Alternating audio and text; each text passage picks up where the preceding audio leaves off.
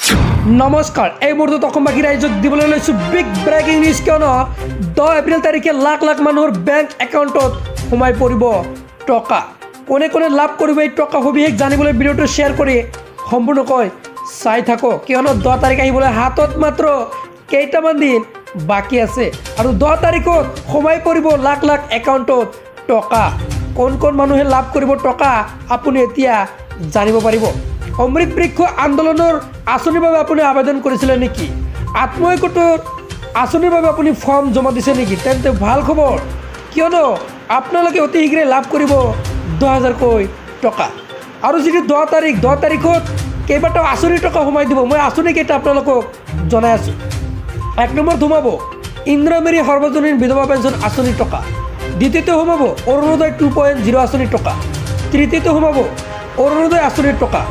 চতুৰ্থতে সোমাব দীনদয়াল দিব্যাংগজন সাহায্য আঁচনিৰ টকা।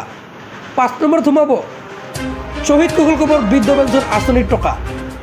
6 নম্বৰত সোমাব পঞ্চায়ত প্ৰতিনিধিসকলৰ টকা। এইকেইটা আঁচনিৰ টকা 10 এপ্ৰিল তাৰিখে একাউণ্টত সোমাই পৰিব।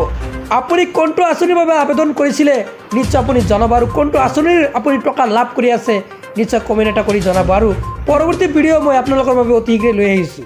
সেয়েহে চেনেলটো ছাবস্ক্ৰাইব কৰি ৰাখক। আজিলৈ ধন্যবাদ।